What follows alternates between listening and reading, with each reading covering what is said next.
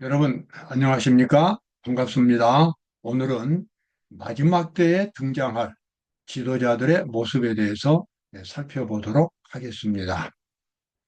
마지막 때가 되면 이 세상의 모든 것들이 다 흔들립니다. 문화도 흔들리고 정치, 경제, 그와 같은 것들이 흔들릴 뿐만 아니라 이 세상이 또 근본적으로 흔들립니다. 흔들린다는 것은 이제 무너지고 있다는 증거입니다. 그리고 하나님의 교회도 흔들립니다. 수많은 기독교 단체들이 흔들리게 될 것이고 마지막 때에 하나님의 참된 교회인 제7일 안식일 예수 재림교회마저도 또 흔들리게 됩니다. 그와 같은 혼란 가운데서 이제 지도자들이 등장하게 됩니다. 평상시에 평상시에 활동했던 지도자들보다도 그때는 영적으로 하나님의 성령의 감동을 받은 그와 같은 지도자들이 등장하게 될 것입니다. 그러므로 우리는 이 마지막 때에 지도자의 역할을 할 수 있도록 지금부터 준비하는 일은 대단히 중요한 일이 되겠습니다. 오늘 함께 살펴보도록 하겠습니다. 교회 증언 5권에 나와 있는 말씀이죠. 큰 당황과 혼란이 있을 날이 신속하게 접근하고 있다. 신들도 많고 주도 많을 것이며 온갖 교리의 바람이 불 것이다. 아주 교회가 이제 세상만 그렇게 흔들리고 무너지는 것이 아니라 하나님의 교회도 이제 흔들리게 되고 제7일 안식일 예수 재림교회도 크게 흔들리게 됩니다. 그래서 수많은 교리들이 이제 등장합니다. 기독교 단체 내에 장로교나 감리교나 수많은 이 개신교 단체 안에서도 아주 수많은 교리들이 등장하고 스스로 그리스도라고 주장하는 사람들이 나타나서 또 기적을 일으키고 그래서 신들도 많을 것이며 주도 많을 것이며 온갖 교리의 바람들이 불 것이다. 그래서 평소에 진리를 경험하지 못한 사람들은 이때가 되면 이제 크게 당황하게 됩니다. 도대체 어디 가서 진리의 말씀을 들어야 할지, 누구의 말이 맞는지, 어떻게 지금 이 급박한 상황을 대비해야 할지, 그리고 장차 무엇이 다가오는지, 그런 모든 것들이 알지 못하는 가운데서 평소에는 평화롭게 하나님을 믿었던 사람들도 이런 혼란이 닥쳐오면 그 세상 사람들과 똑같이 방황하고 혼란 느끼면서 방황하게 될 것입니다. 우리 하나님을 아는 백성들, 특별히 마지막 때에 예언의 기별을 가지고 있는 우리 남은 백성들은 그러한 혼란에 빠지지 않도록, 그런 당황 속에 빠지지 않도록 확신 있게 구원의 길을 스스로 가고 다른 사람들에게 생명의 길을 보여줄 수 있는 그와 같은 준비를 지금부터 해야만 할 것입니다. 가끔 고난은 실제 상황보다 기대하는 중에 더 크게 보일 때가 있다. 그러나 이 환란은 그런 것이 아니다. 가장 선명한 설명도 그 시련의 크기를 다 설명하지 못한다. 자, 이와 비슷한 문구들이 이 예언의 신에 많이 나옵니다. 앞으로 이 세상에 닥쳐올 환란은 과거에 있었던 그 어떠한 환란과 어려움보다도 더 극심하고 무서울 것이라고 하는 것입니다. 우리는 제1차 세계대전, 제2차 세계대전, 한국동란 중동전쟁, 또 수많은 아프리카나 이런 민족적인 분쟁, 그런 혼란들이 있었고 수많은 사람들이 죽었습니다. 그러나 그 같은 상황과는 비교가 안 될 정도로 앞으로 이 세상에는 큰 어려운 일이 닥쳐오게 되겠습니다. 그런 어려움 속에서 내가 흔들리지 않고 생명의 길을 올바로 갈 수 있는가? 그리고 다른 사람들을 내가 세워줄 수 있는가? 그런 사람들은 성경의 지식이 아니라 실제로 이런 평화로운 때에 구원이 무엇인가를 깊이 경험하는 사람들이 되겠습니다. 그리스도의 의가 무엇인지, 그리스도의 정신을 생활 속에서 실제로 실천하고 그리고 그리스도의 능력, 구원의 능력을 실제로 경험한 사람들이 그때 그 혼란 가운데서 사람들에게 길을 보여줄 수 있는 사람들이 되겠습니다. 거짓되이 일컫는 지식에 가장 큰 존경을 바쳐온 자들은 그러니까 지식 위주의 신앙생활을 가르쳐온 사람들입니다. 지금 현재의 지도자들입니다. 그때는 지도자들이 되지 못할 것이다. 지상과 비상한 재주와 재능을 의지해온 자들은 그때의 일반 대중의 선도에 서지 못할 것이다.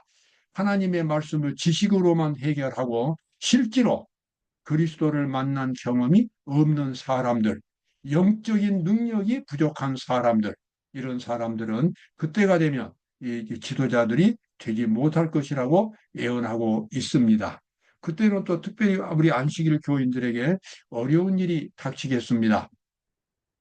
안식일 준수자들이 법정에 소환되어서 그들의 신앙의 답을 대한 답을 해야 할 때가 해야 할 때 그 배교자들은 사탄의 가장 유력한 대리자들이 된다.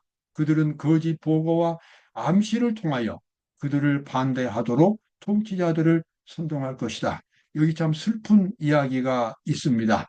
비극적인 장면입니다. 평소에 안식일 교회 안에서 몸을 담고 있었던 사람들이 이제 혼란이 되고 자기들이 어디에 마음을 붙일 수가 없도록 이와 같은 혼란에 빠지면 쉽사리 그들이 과거에 가졌던 안식일 교회에서 가졌던 그와 같은 신앙들을 포기하고 이제는 안식일을 반대하는 일요일을 옹호하는 그런 사람들 편에 가담하게 된다는 것입니다.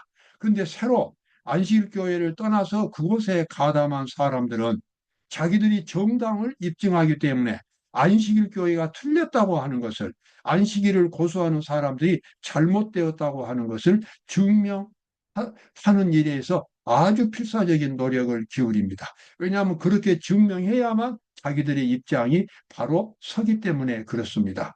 그래서 그때는 안식일 교회에서 몸을 담다가 밖으로 나가서 반대편에 선 사람들이 안식일 교인들에게 가장 가혹한 핍박자들이 되고 정치가들을 선동하고 다른 교파에 있는 지도자들을 또 선동하고 그렇게 해서 가장 큰 어려움을 주는 사람들이 그런 사람들이 될 것이라고 대제주에서는 그렇게 예언하고 있습니다. 이와 같은 비극적인 장면이 우리 각 사람들에게 생기지 않도록 지금부터 준비를 해야 할 것입니다. 만약에 준비를 하지 못하면 이와 같은 입장에 설 수 있는 그와 같은 이 환경이 마련이 될 것입니다. 미리 준비를 해야 되겠죠. 그런데 예수님께서는 말할 것을 미리 준비하지 말라고 당부를 하셨습니다. 왜 준비하지 말라고 당부하셨는지 그 이유를 우리가 분명하게 알아야 되겠습니다. 너희를 넘겨줄 때에 어떻게 또는 무엇을 말할까 염려치 말라. 그때 무슨 말할 것을 주시리니 말하는 이는 너희가 아니라 너희 속에서 말씀하시는 자, 곧 너희 아버지의 성령이시니라. 자, 준비하라는 말씀은, 준비하지 말라는 말씀은 지식적으로만 준비하는 일에 그치는 일을 하지 말라는 것입니다. 지식적으로도 준비를 해야 됩니다. 그러나 중요한 것은 늘 평소에 하나님의 성령의 깊은 감동을 받는 생활을 해야 하는 것입니다. 하나님의 성령의 감동을 어떻게 받겠습니까? 그건 단순하면서도 분명합니다. 우리가 하나님의 모든 말씀에 순종하면서 살겠다고 결심할 때에, 그리고 그 결심을 하나님 앞에 고백할 때에, 그리고 그 결심대로 실제로 생활을 살아갈 때에 하나님의 성령의 깊은 감동을 받게 됩니다.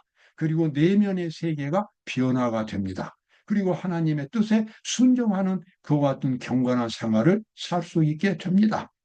이것은 사람의 능력이 아니라 성령의 감동으로 이루어지게 됩니다. 사람이, 그래서 가장 중요한 것은 하나님의 율법입니다.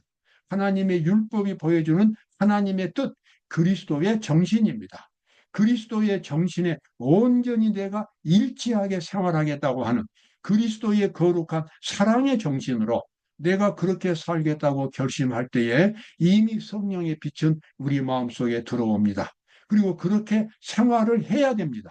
매일매일 그렇게 성령의 감동하심으로 생활을 하게 될 때에 나중에 이제 이 핍박이 일어나고 불려갈 때에 법정이나 또는 정치가들 앞에서 또는 종교가들 앞에서 소환되어 가지고 왜 안식일을 거룩하게 지키냐고 추궁을 받을 때에 그때 대답하게 되는데 그때 그 대답은 내가 알고 있는 지식적인 대답도 포함되지만 근본적으로 내가 어떻게 하나님의 말씀에 순종했는지, 내가 안식일 계명을 어떻게 평소에 거룩하게 지켰는지를 그대로 말하라는 것입니다.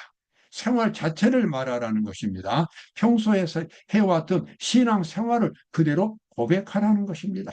그때 성령께서 감동하셔서 거기 앉아 있는 사람들에게 깊은 감동을 주는 그와 같은 일들이 일어나게 되겠습니다. 그리스도의 종들은 신문을 받을 때에 고정된 답변을 할 준비를 하지 말 것이었다. 그들의 준비는 날마다 하나님의 말씀의 귀중한 진리를 간직하는 중에 이루어져야 하며 그들의 믿음을 굳게 하는 기도로 말미암아 이루어져야 합니다. 그 말씀 꼭 기억하시기 바랍니다. 지식적인 것 가지고는 제대로 우리가 증거하지 못합니다. 성령께서 나를 도와주셨던 그 내면적인 변화와 감동, 그것이 생활화되었을 때 내가 어떻게 하나님의 말씀대로 생활하고 하나님의 말씀을 지켰는가를 간증할 때에 그때 그것이 진정한 간증이 되겠습니다. 그들이 신문을 받을 때에 성령께서 요긴한 바로 그 진리를 기억나게 하실 것이었다. 날마다 열심히 하나님과 그가 보내신 예수 그리스도를 알고자 힘쓰는 자는 심령의 힘과 능력을 얻게 될 것이다. 매일매일 그리스도를 만나고 그리스도의 뜻을 깨닫고 그것을 실천하는 생활을 성실하게 사는 사람은 소환됐을 때에 성령의 깊은 감동으로 그때 증언을 할 수 있게 될 것입니다. 시대의 소망 355쪽에 나와 있는 말씀입니다. 성경을 부지런히 상고함으로, 상고한다 그 말은 연구한다는 말입니다. 성경을 부지런히 상고함으로써 얻은 지식은 적절한 시기에 기억 속에 번개같이 떠오를 것이다. 그때 성령의 감동하심으로 아주 번개처럼 영감적인 그 같은 성경적인 생각이 날 것이고 그것을 그때 사람들에게 말해줄 수 있게 될 것입니다. 자, 여기 예언의 대한 그와 같은 성서 주석 7권 907쪽에 나와 있는 말씀이죠. 우리는 매일 주님을 온전히 신뢰하는 가운데서 그분께 나아가야 하며 그분께 지혜를 구해야 한다. 매일입니다. 매일 주님의 말씀으로 인도하심을 받는 자들은 오류와 진리, 의와 죄 사이의 구분을 분명하게 할 수 있을 것이다. 그래서 진리를 실제 생활 속에서 경험하는 일이 대단히 중요합니다. 우리는 매일매일 구원받은 상태 속에서 생활을 해야 합니다. 마음속에 어떠한 죄악도 감추어져 있지 않아야 합니다. 마음은 늘 구원받은 자의 행복과 구원받은 자의 확신과 감사가 넘치는 그런 생활을 평소에 살아야 합니다. 그래서 늘 마음속에는 구원이 무엇인가를 알고 있고 그것이 바로 경험을 통해서 지식으로 우리가 그것을 간직하고 있어야 됩니다. 그래서 사람들에게 구원받은 사람으로서의 모습을 늘 보여줄 수 있어야 합니다. 그와 같은 생활할 때에 그 사람은 평소에 진리와 오류를 구분할 수 있는 영적인 안목을 가질 수 있게 되겠습니다. 여기 나와 있는 말씀대로 우리의 대제사장께서 우리를 위해 속죄하고 계시는 오늘날 지금 우리의 대제사장은 예수님이시죠. 예수님이 우리를 위해서 속죄하십니다. 속죄한다 그 말은 우리의 죄의 문제를 해결해 주는 것입니다. 우리가 죄 가운데 살지 않고 그리스도의 의 가운데 살 수 있도록 끊임없이 우리를 도와주시는 분이 예수님입니다. 그래서 예수님께서 그 일을 하고 계시는 동안 우리는 그리스도 안에서 완전해지고자 노력해야 한다. 여기서 완전이라고 하는 것은 천사 같은 완전이 아닙니다. 실수도 있고 잘못 생각할 수도 있습니다. 그러나 마음속에는 그 믿음 안에는 어떠한 죄도 숨겨 있지 않는 것을 의미합니다. 하나님의 모든 말씀대로 내가 순종하고 있는 상태를 의미합니다. 아무리 작은 죄라도 그것을 핑계를 대거나 변명하지 않고 즉시로 회개하고 다시는 범하지 않는 것 같은 상태입니다. 그렇게 산다 할지라도 사람이 실수를 하게 되는데 그 같은 실수는 그것은 결코 끔찍한 범죄가 되지는 않습니다.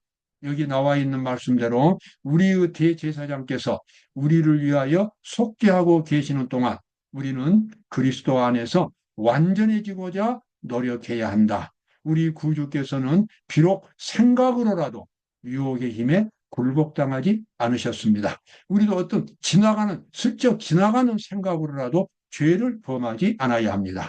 어떠한 다른 사람에 대한 어떤 악담이나 오해나 증오나 이런 것들은 그림자도 없어야 합니다. 늘 사랑으로, 늘 겸손한 자세로, 그리고 봉사하는 자세로 다른 사람에 대한 깊은 존경과 배려하는 마음으로 늘 구원의 확신 가운데서 살아갈 수 있어야 되겠습니다. 이런 생활을 사는 사람들이 마지막 때에 지도자가 될 것입니다. 그리고 많은 사람들에게 구원의 길을 가르쳐 줄 수 있을 것입니다.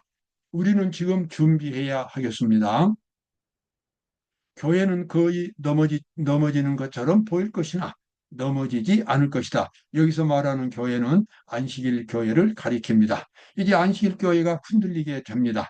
이 세상에 핍박이 오고 안식일을 지키는 사람들에 대한 세상 사람들의 증오심이 이제 점점 커가면 안식일 교인들은 공격의 목표가 됩니다. 그때는 마음 놓고 예배를 드릴 수도 없습니다. 왜냐하면 사람들이 폭행을 하기 때문에 그렇습니다. 그래서 시온 속에 있는 죄인들이 치질을 당하는 일, 즉 겨들이 귀중한 알곡으로부터 떨어져 나가는 동안에도 교회는 살아남을 것이다. 이 시온에 있는 죄인들이 치질을 당한다 그 말은 안식일 교회 안에 있으면서도 세천사 기별을 제대로 경험하지 못한 사람들이 결국은 교회에서 떠나가게 됩니다. 마치 겨가 알곡으로부터 바람에 불려서 흩어져 버리는 것처럼 그런 사람들이 떨어져 나가게 됩니다. 그와 같은 상황은 이렇게 말로는 간단하게 하지만 그런 일이 벌어질 때 얼마나 교회가 흔들리겠습니까? 그야말로 근본적으로 흔들리고 난리가 날 것입니다. 날이면 날마다 교회가 시끄러움, 혼란 속에 빠지게 될 것이고 신자끼리 충돌이 일어나고 비판이 일어나고 증오심이 생기고 이와 같은 일들이 일어날 것입니다. 그러나 여기 분명히 나와 있는 말씀대로 그런 상황 속에서 교회는 살아남을 것이다라고 했습니다. 그 어떤 것도 이 사업을 방해받도록 허용해서는 안 되겠습니다. 그것은 이 시대를 위한 가장 중요한 사업입니다. 세천사 기별. 이 하나님의 영원한 복음을 마음속 깊이 3단계를 통해서 끊임없이 경험하는 것이 세천사 기별입니다. 이 세상에 수많은 교리들이 있을지라도 우리가 하나님의 기별을 영원한 복음을 3단계로 첫째는 완전히 구원을 받고 두 번째는 생활 속에서 그리스도를 증거하고 세 번째는 지금까지 경험하고 실천했던 것들을 반성하면서 깊이 하나님 앞에 본인이 깨어지는 경험. 그래서 정말 그리스도를 깊이 만나는 경험. 그것이 세 번째 단계입니다. 이 세 번째 단계를 매일매일 반복해서 경험할 때에 우리는 바벨론이라고 하는 사탄의 이 포도주 같은 이 거짓 교리에 속지 않고 그리고 혼란 가운데 빠지지 않게 될 것입니다. 그와 같은 일을 하기 위해서는 이 세천사 사업, 하나님의 영원한 복음을 경험하는 일을 가장 중요한 일로 그렇게 삼아야 한다고 여기서 그렇게 권면하고 있습니다. 우리가 꼭 그렇게 되어야 하겠습니다. 자, 여기 나와 있는 말씀 하나 더 보고 마치겠습니다. 여호와께서는 다윗을 사울의 저기에서 보호하셨지만 그가 지은 죄의 결과로부터 그를 보호하시기 위하여 당신의 능력을 행사하실 수는 없으셨다. 여러분, 죄가 얼마나 무서운가를 다시 한번 다윗을 통해서 우리가 배우게 됩니다. 정말 다윗의 신앙의 역사는 찬란한 역사였습니다. 수많은 하나님의 능력을 나타냈고 사람들에게 하나님을 보여주는 사람이었습니다. 그러나 그가 그 태만한 가운데서 기도를 등한히 하고 말씀을 등한히 했을 때에 자신도 모르게 환경 속에 빠졌고 그는 끔찍한 죄를 지었습니다. 죄를 짓고 나서 다윗은 가장 비참한 상태에 떨어지게 되었고 나중에 그가 이제 회개하고 돌아왔지만 그의 말년은 참으로 고통스러운 그러한 여생을 보냈습니다. 그렇습니다. 우리가 가장 무서워할 것, 우리를 가장 약하고 치어나게 만드는 것은 다른 사람들이 아닙니다. 바로 죄입니다. 우리가 죄를 지을 때 우리는 치어나고 아주 약하고 보잘것없는 사람으로 변하게 됩니다. 어떠한 죄도 우리가 가까이 해서는 안 되겠습니다. 오늘도 행복한 하루가 되시기를 바랍니다.